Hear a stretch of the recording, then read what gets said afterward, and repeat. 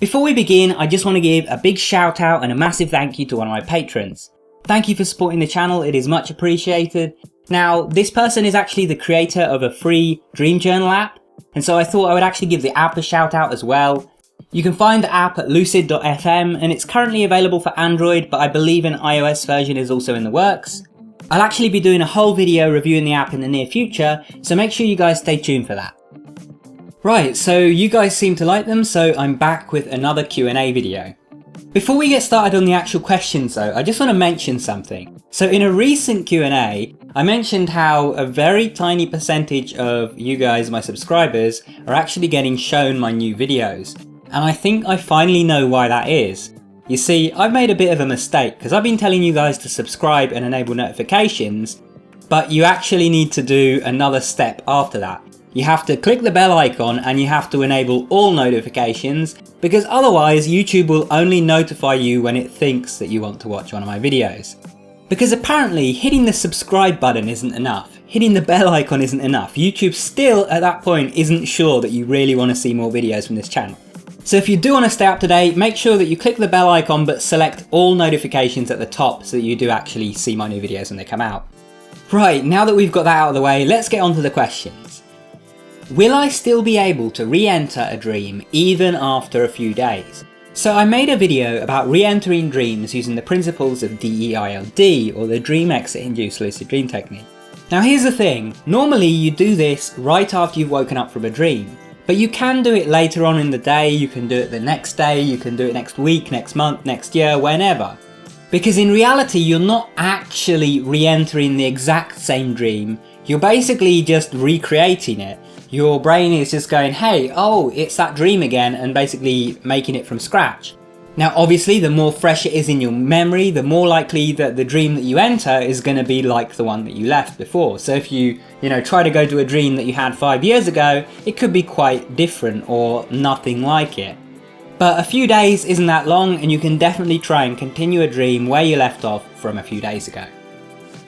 Question number 2. The NPCs I spawn always just stand there blankly. When I try to talk to them, they push me away.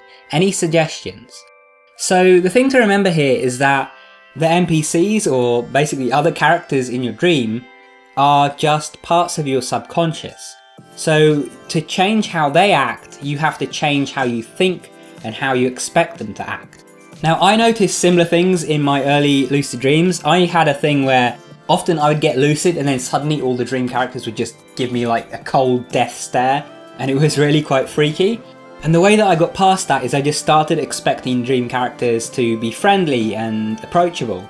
Go in with good expectations and you'll find that because your subconscious is the one generating these characters in the first place, they actually will behave the way that you expect them to. Next question, how to wake up from a lucid dream? Well, to wake up from a lucid dream, all you got to do is open your eyes. The reason that this works is when you're asleep, or specifically when you're in REM sleep, your body is paralyzed. So if you run or you jump or you swim or whatever in a dream, you don't try and act it out in real life because your body is paralyzed to stop you from doing these things and injuring yourself. Now there is one part of your body that isn't paralyzed, and that is your eyes. They might feel open in your dream, but they're not. Try and open them and you should open your real eyes and be awake in bed. To make things easier, what I normally do is I close my eyes in the dream first and then open them, just because it feels a bit more natural for me to open my eyes when I know that they're closed. Hey Matt, do you stop waking up naturally in REM when you use sleep masks? Another great question here. So when you use a sleep mask, you tend to sleep a lot better and wake up a lot less. So you are quite a bit less likely to wake up naturally in REM. You're more likely to sleep all the way until the end of your sleep when you naturally wake up. However, if you tell yourself that you're going to wake up in REM and you make that effort, then you can still wake yourself up even when you're wearing a sleep mask, especially after you've been wearing a sleep mask for a few weeks. When you first put it on, those first few nights, you're going to sleep like a rock. But once you get used to it, it's much easier to actually consciously wake yourself up without using an alarm. Failing that, you can always just use an alarm if you are intending to wake up in REM, of course. So a sleep mask is still an overall advantage. Is it possible to become partially aware in dreams? I've had a few rational thoughts before, but nothing ever comes out of it. Like, why am I digging a hole in tile flooring? Not only is it possible, but it is very, very common, and I think that you'll find that even as you get more and more experienced over the years, these sorts of dreams don't stop happening. They become less frequent, but you're still going to have dreams where you're partially clued into what's going on, but you don't quite get that. And then you'll wake up and you'll be kicking yourself like, I've been lucid dreaming for 10 years, and I was looking at that ceiling, wondering why it was made out of cheese, and yet I still didn't know that I was dreaming. It happens. Be prepared for it to happen a lot. Now what you can do to make the most of this is just get used to doing reality checks whenever things seem a little bit off or a little bit weird. Next question.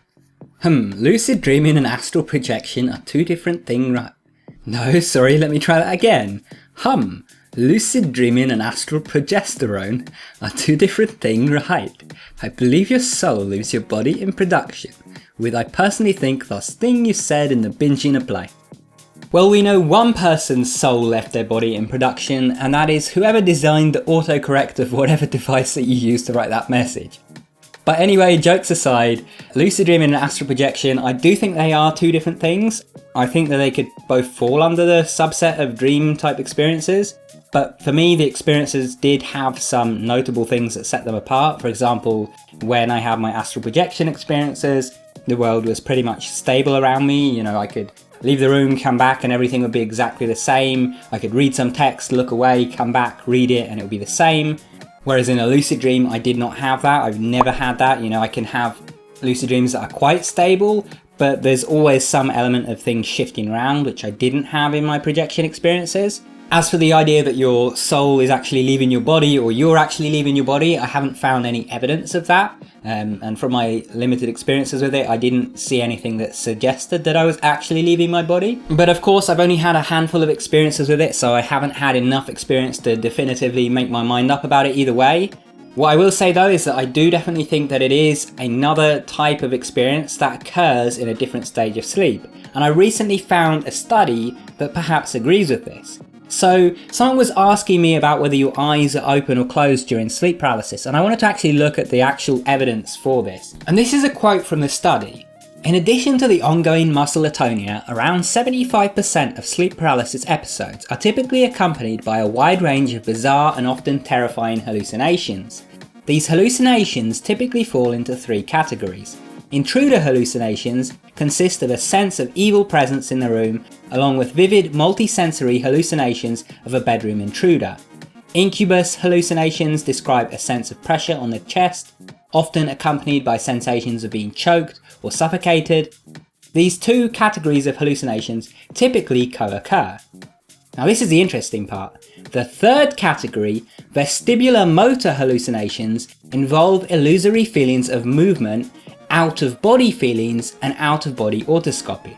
So while I originally suggested that out-of-body experiences or astral projection could be a type of dream occurring in, say, stage 1 sleep or just another stage of sleep from REM, this study almost seems to be suggesting that out-of-body experiences could be a subset of sleep paralysis. Which, now that I think about it, would actually make a lot of sense, because while I can induce a lucid dream without being in sleep paralysis, I've never had an out-of-body or astral projection experience that didn't occur with me first being in sleep paralysis. So yeah, that was kind of interesting. Maybe that gives some clues onto how to more easily induce out-of-body experiences. So maybe you will eventually see some more videos from me on the subject if I can get that down.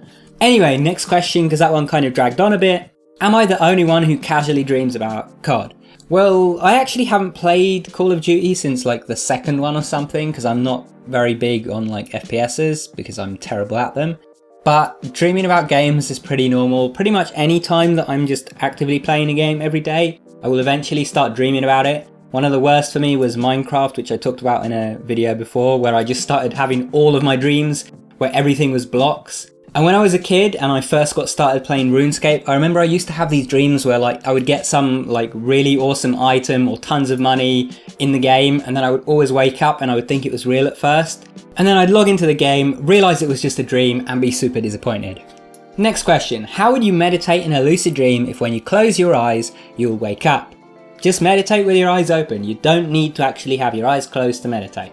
And that goes for when you're awake too. You can meditate with your eyes open, you don't actually have to close them for meditation. I typically prefer to keep mine closed because it's just kind of easier for me that way, but sometimes I do meditate with them open, and really it just comes down to what style of meditation you're doing and personal preference.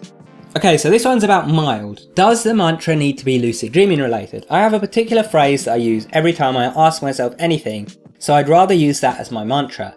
Well, yeah, it should be lucid dreaming related. The whole point of mild is to get you thinking about lucid dreaming when you're in your actual dream.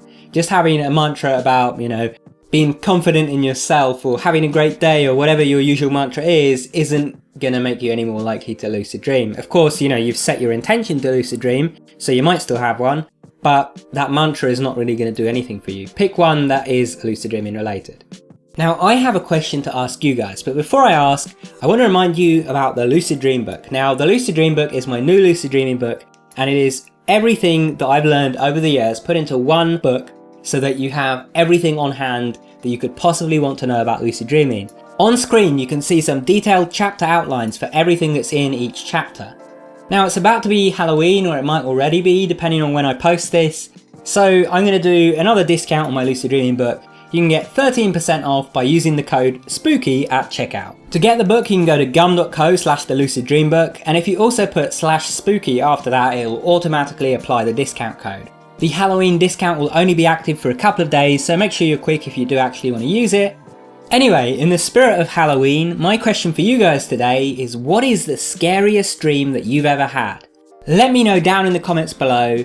And like I said at the beginning of this video, if you want to stay up to date with my videos, don't just subscribe, don't just enable notifications, but make sure you enable all notifications. And if you want to keep watching, check out one of those videos on screen, go watch that, and I'll see you there soon. Take care.